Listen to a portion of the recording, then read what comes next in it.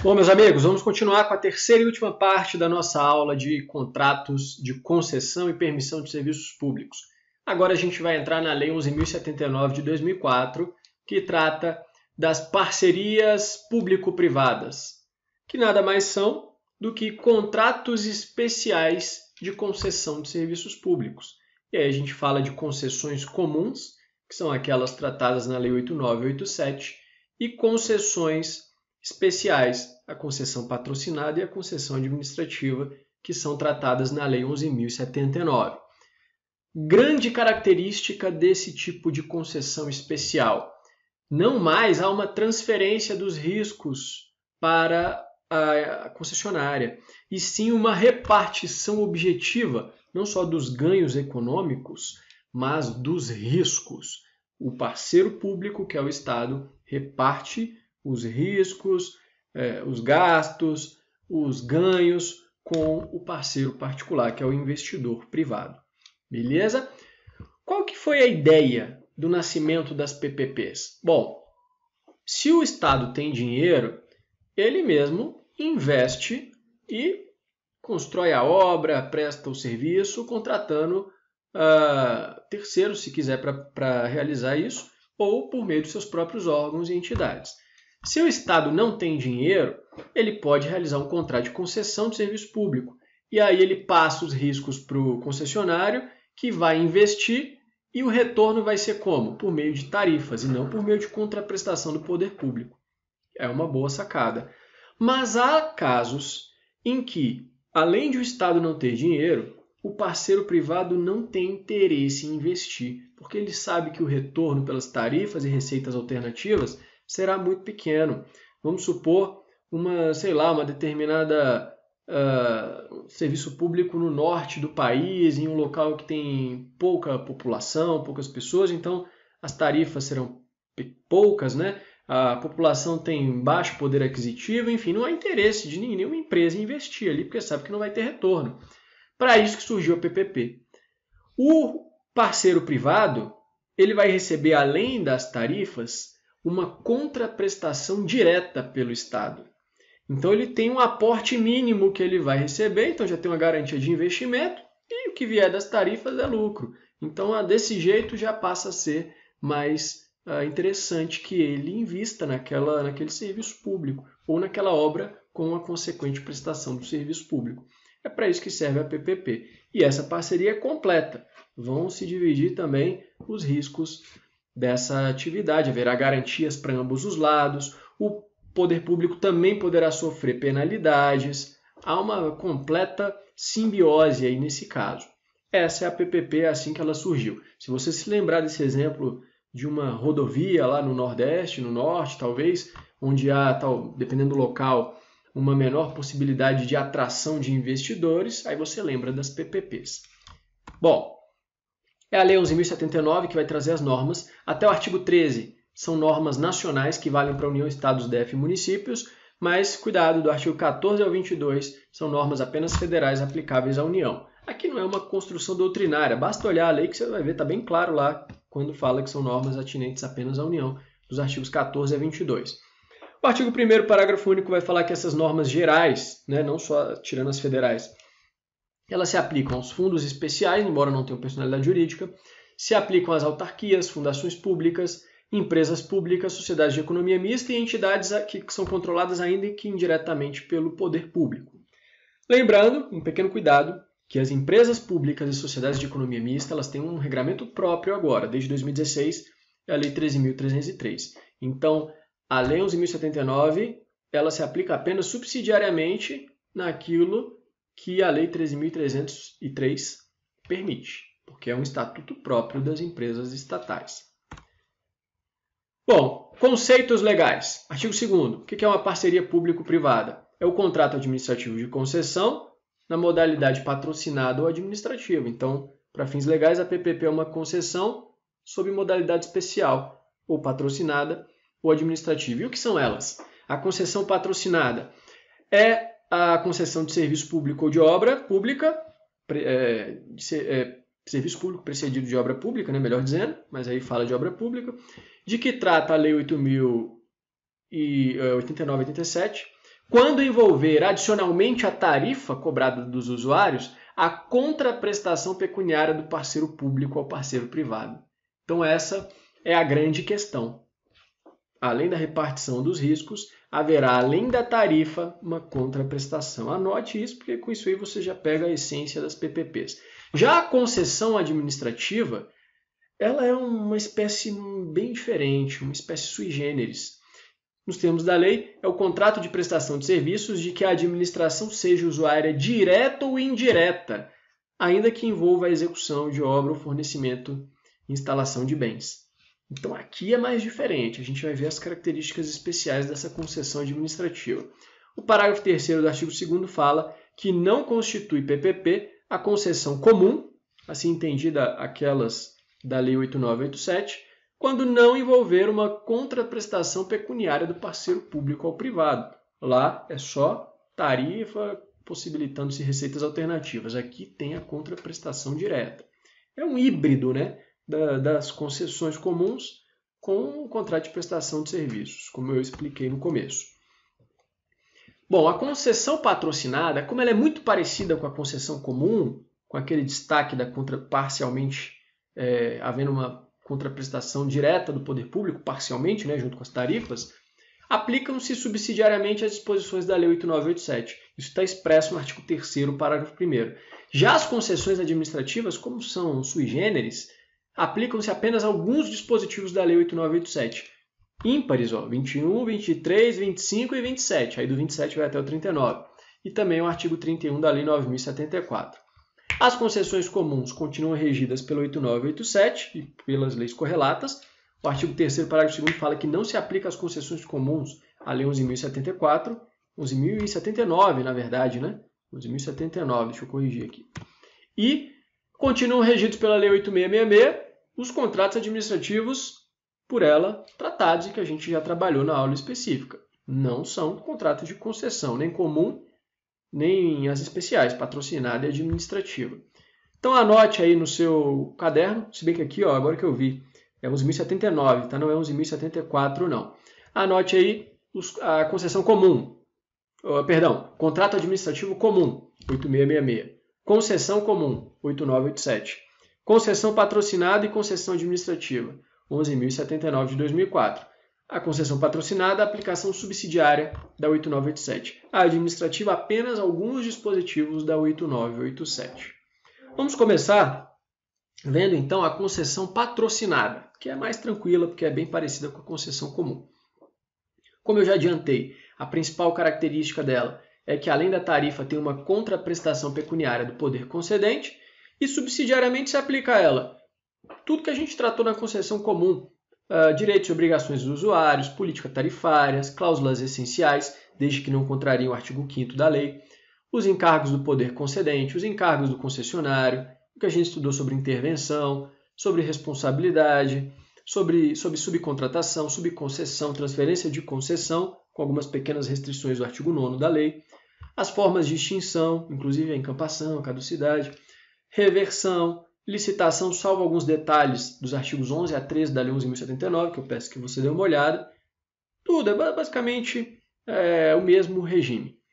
Distinções, então. Primeiro, a forma de remuneração, do jeito que a gente já falou.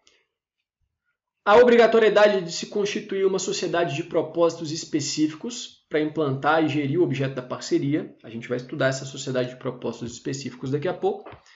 Garantias de cumprimento que podem ser prestadas pela administração. Então, além de ter garantias da concessionária, pode-se exigir agora vira parceiro privado, né? Pode-se exigir também garantias do poder público. O compartilhamento dos riscos é uma diferença. Na concessão comum, o risco é transferido para a concessionária. Também compartilham-se os ganhos econômicos. Algumas coisas específicas de licitação. Possibilidade de aplicar penalidades à administração também. Prazos mínimo e máximo, uma diferença importante, imposição de um limite de despesas e a vedação de concessão patrocinada quando o contrato for inferior a 10 milhões. Na verdade, é uma vedação geral para as concessões especiais, a gente vai ver também. Contraprestação da administração pública, anote aí, artigo 6º, ela pode ser por ordem bancária, cessão de créditos não tributários, outorga de direitos em face da administração, outorga de direitos sobre bens públicos dominicais e outros meios admitidos em lei. Pode ser também uma remuneração variável vinculada ao desempenho do parceiro privado, mais interessante, né? Importante. A princípio, a regra é que no máximo 70% da remuneração do parceiro privado venha da contraprestação do poder público. Então, pelo menos 30% tem que vir das tarifas. Mas a lei diz que é possível que esse percentual de 70% seja elevado. Para isso, deverá haver uma autorização legislativa específica. Então, a administração vai arcar com mais de 70% da remuneração do parceiro privado, tem que ter autorização legislativa específica. Outra questão está lá no artigo 8º. Para evitar que o parceiro privado corra riscos diante de um inadimplemento do poder concedente ou de fatos imprevisíveis, a lei estabelece garantias contraídas pela administração pública. E elas estão lá no artigo 8º, aí você vai dar uma lida. Vinculação de receitas, instituição e utilização de fundos especiais previstos em lei, contratação de seguro-garantia com companhias seguradoras que não sejam controladas pelo poder público, e aí vai outros mecanismos admitidos em lei. Então dá uma olhadinha nessas garantias que também a administração tem que prestar. Já a concessão administrativa, essa aqui dá um pouquinho mais de trabalho. A peculiaridade na própria definição legal é de que é um contrato de concessão de serviço público em que a administração é a própria usuária, direta ou indireta. E aí a doutrina fica pensando, como assim a administração é usuária direta ou indireta? Né? Eu vou trazer exemplos aqui trabalhados pela doutrina. Analisando o artigo 2º, parágrafo 4º, né, que veda a celebração de contrato de PPP que tenha como objeto único o fornecimento de mão de obra ou de instalação de equipamentos ou só de execução de obra pública, não é possível contratar a concessão administrativa para construir só um hospital, por exemplo. Então, a administração pública é a usuária direta, porque o parceiro privado constrói o hospital. Não, mas isso aí não é concessão. Isso é um contrato típico da Lei 8666, né? Um contrato de obra pública. E não de concessão de serviço público precedido de obra pública. O essencial é que, ainda que haja uma obra, após a construção tem que haver a gerência, a gestão de um serviço público pelo parceiro privado, que vai ter a administração pública como usuária. Há quem fale, alguns livros, eu acho que o Matheus Carvalho fala isso, se eu não me engano, seria o exemplo de um presídio. Então, o parceiro privado iria construir o presídio e ficar responsável pela segurança, fornecimento de alimentação, limpeza. O professor Ricardo Alexandre, eu concordo com ele. Ele fala o seguinte, a adoção desse modelo, dito pela doutrina, seria de constitucionalidade duvidosa se envolver a delegação a particulares da segurança e vigilância do estabelecimento prisional. Podia até ser limpeza, outras coisas, mas envolvendo a segurança e a vigilância, isso aí, segundo pelo menos outra doutrina tradicional, é atribuição típica do Estado. Lá nos Estados Unidos permite, né, a privatização dos presídios, é diferente lá o modelo. Aqui é de constitucionalidade realmente duvidosa. Esse exemplo do presídio, não gosto muito dele. A de Pietro traz outro. Ela fala, a forma da remuneração do parceiro privado é a contraprestação paga pela administração. Então, e a concessionária pode receber outras fontes alternativas de receita. Mas não há tarifa cobrada do usuário, porque é a administração pública que é a usuária, ainda que indireta.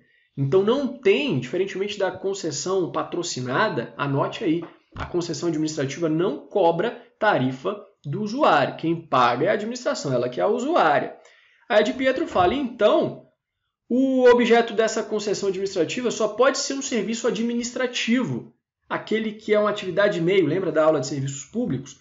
Aquele serviço público que é apenas um meio para outros serviços. Seria um exemplo bacana. Ou ela diz, serviços sociais não exclusivos do Estado. Não seriam aqueles serviços sociais típicos de educação, saúde, porque esses não podem ser objeto de concessão. Outros serviços aí não exclusivos do Estado. Um exemplo está numa questão de prova. Por incrível que pareça, eu acho que a questão explica melhor do que a doutrina. Olha só, Juiz 2018.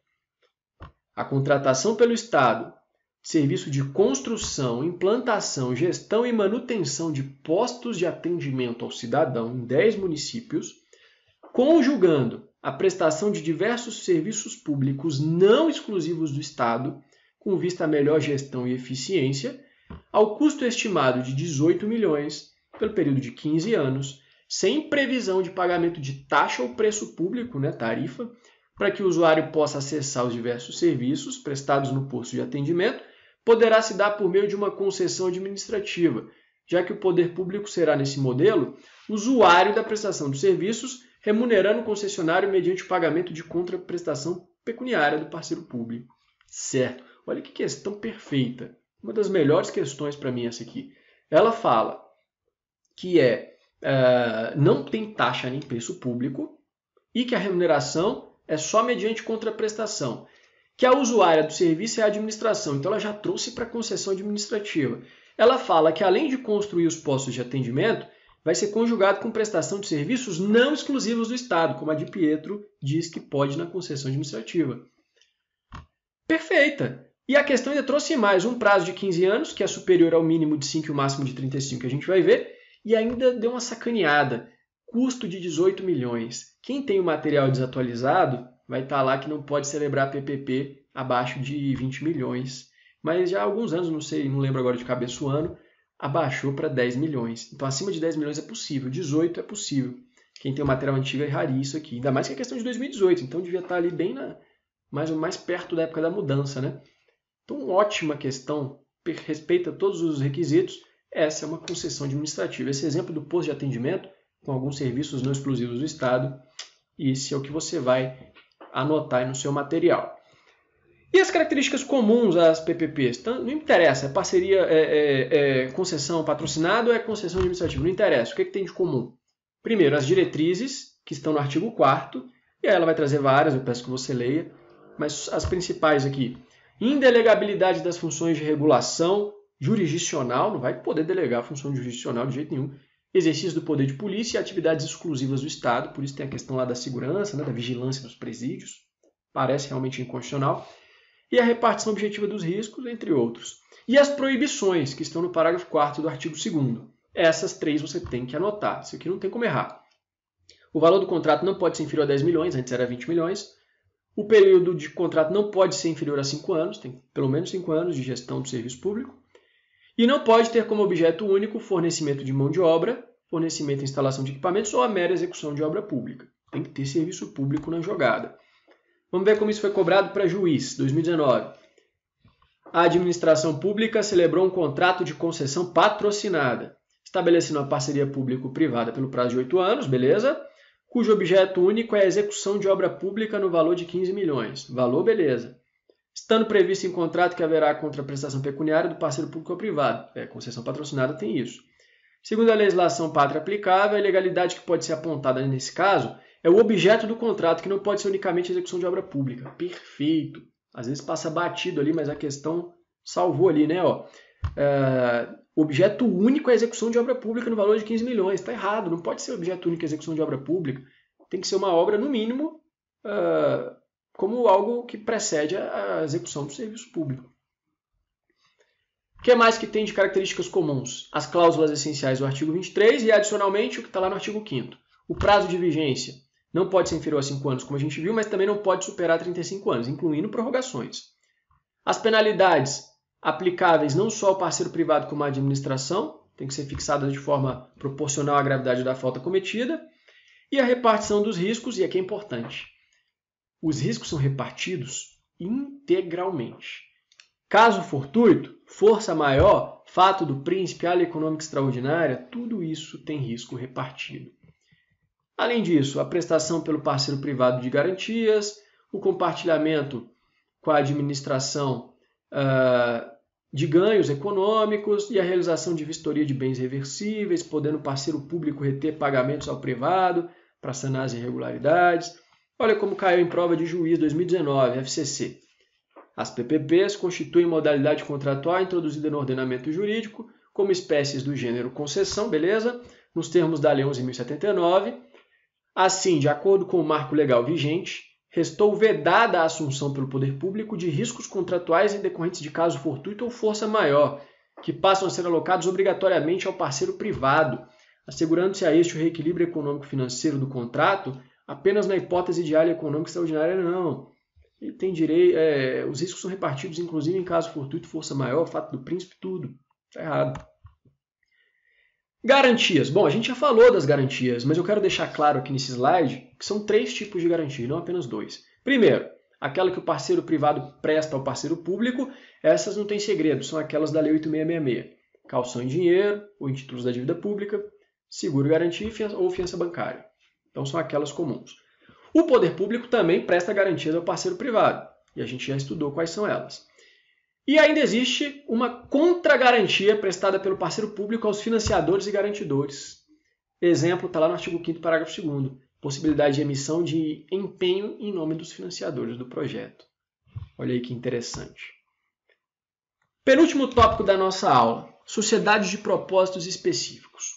A lei exige que nas PPPs, que haja a constituição de uma sociedade de propósito específico, independentemente de o licitante vencedor ser ou não um consórcio. O artigo 9º diz que antes de celebrar o contrato, deverá ser constituída a sociedade de propósito específico que vai implantar e gerir o objeto da parceria. O parágrafo 4º do artigo 9º diz que a administração pública não pode ser titulada a maioria do capital votante dessa sociedade, mas isso não se aplica a uma eventual aquisição da maioria do capital votante da sociedade por uma instituição financeira controlada pelo poder público, caso haja inadimplemento dos contratos de financiamento. Essa sociedade de propósito específico, segundo o artigo 9º, parágrafo 2º, poderá, olha o termo, poderá ser constituída na forma de companhia aberta com valores mobiliários admitidos na negociação no mercado. E deverá obedecer padrões de governança corporativa, adotar contabilidade, blá, blá, blá. Veja que se a lei diz que ela pode ser constituída na forma de companhia aberta, a contrário sensu, ela também pode ser constituída na forma de capital fechado. Então, pode ser dos dois jeitos. O parágrafo 1º diz que a transferência do controle da sociedade de propósito específico é condicionada a uma autorização expressa da administração pública, observado o que está no parágrafo único do artigo 27, que na verdade é o atual parágrafo 1º, né? Exige o atendimento às exigências de capacidade técnica, idoneidade financeira, regularidade fiscal, blá, blá, blá, blá, blá, blá. Olha como isso aí já caiu em prova. Banca CESP, 2019. A sociedade de propósito específico deverá assumir a forma de companhia aberta? Não, não deverá, ela poderá. VUNESP, juiz, 2019. Na hipótese de sociedade de propósito específico contratada encontrar-se em dificuldade financeira e sem plenas condições de gerir o objeto do contrato, o poder concedente poderá autorizar a transferência do controle, desde que prevista a possibilidade no edital, devendo o adquirente atender às exigências de capacidade técnica, idoneidade financeira, regularidade jurídica. É o que está na lei, a gente acabou de ler, está lá, letra de lei. Mas é uma questão até difícil, porque a gente tem tanta coisa para estudar, cobrar essa letra de lei até grande ali, né? Mas a lei de PPPs e a lei 8987 não tem muito para onde correr. Tem que estudar realmente a letra da lei. E para fechar, eu falei que existem algumas normas que são apenas federais, específicas para a União. Elas estão do artigo 14 ao 22. Rapidamente aqui as principais. Artigo 14. Por decreto, deve-se instituir um órgão gestor de PPPs federais. Então, no âmbito federal, tem que ter um órgão gestor delas. Ele vai ter competência para definir os serviços prioritários para executar no regime de parceria, disciplinar os procedimentos para a celebração dos contratos em âmbito federal, autorizar a abertura de licitação, apreciar relatórios de execução dos contratos. Então, ele vai gerir realmente as PPPs. O artigo 16 exige, impõe que seja criado um fundo garantidor de PPPs, o FGP. Esse fundo ele pode ter a participação da União, dos fundos especiais, autarquias, fundações públicas, empresas estatais dependentes, até o limite global de 6 bilhões. Qual é a finalidade do fundo? Prestar a garantia de pagamento de obrigações assumida pelos parceiros públicos federais, distritais, estaduais ou municipais, em virtude das parcerias público-privadas. Então, embora seja uma norma de âmbito federal, ela vai cumprir aí a garantia de todos os parceiros públicos, inclusive de outras esferas políticas. O parágrafo 1º diz que ela tem natureza privada e o seu patrimônio é próprio, separado do patrimônio dos cotistas. Isso aí segundo a doutrina, é para fugir dos precatórios. Muita gente fala que é inconstitucional, viola normas orçamentárias e financeiras da Constituição. Para fins de prova, você não tem que estar nem aí para isso. Tem que colocar o que está na lei. O que está na lei é isso, é o que vai cair. Se numa prova oral ou nos bancos da academia discutirem a questão da inconstitucionalidade, aí é algo mais aprofundado, acho que não compensa a gente perder tempo discutindo isso, mas lembre-se que existe pelo menos uma discussão, pelo menos você vai falar que sabe, né? Ó, você fugiria da regra dos precatórios do artigo 100 da Constituição, né? Dizendo que a natureza dela é privada, justamente para isso, enfim, é de se questionar. Vários parágrafos, então, vão tratar de questões desse fundo, né, desse FGP. A integralização das cotas pode ser realizada em dinheiro, títulos da dívida pública, bens imóveis, dominicais, bens móveis. Os cotistas não respondem, e ficou duplicado aqui, ó. Os cotistas não respondem por qualquer obrigação do fundo, salvo pela integralização das cotas que subscreverem, que aí o patrimônio fica separado. Essa integralização será feita independentemente de licitação, mediante prévia avaliação e autorização do presidente da República, olha só, por proposta do ministro da Fazenda, e ele será administrado, gerido e representado por uma instituição financeira controlada, ainda que indiretamente, pela União.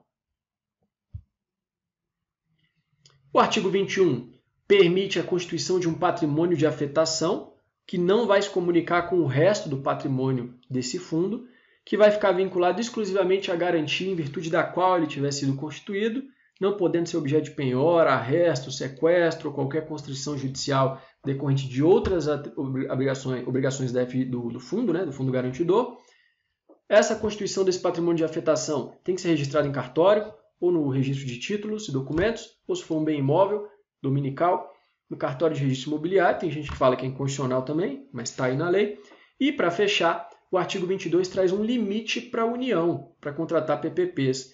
Para evitar que o administrador fique contratando várias PPPs e comprometendo o orçamento público futuro, tem limitações. No âmbito federal, olha só, a União só pode contratar PPP quando a soma das despesas de caráter continuado derivadas do conjunto das parcerias já contratadas não tiver excedido no ano anterior a 1% da receita corrente líquida do exercício. E também as despesas anuais dos contratos vigentes nos 10 anos subsequentes não excedam a 1% da receita corrente líquida projetada para aqueles exercícios. Então, 1% da receita corrente líquida é o limite, seja para as vigentes, seja para as que vão pegar aí nos próximos 10 anos subsequentes.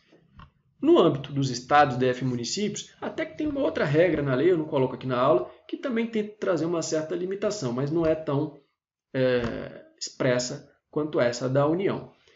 Bom, meus amigos, com isso a gente termina a aula em 30 minutinhos aqui, 3 blocos de 30 minutos. Terminamos a aula de concessão e permissão de serviços públicos. A próxima é de bens públicos. Até lá!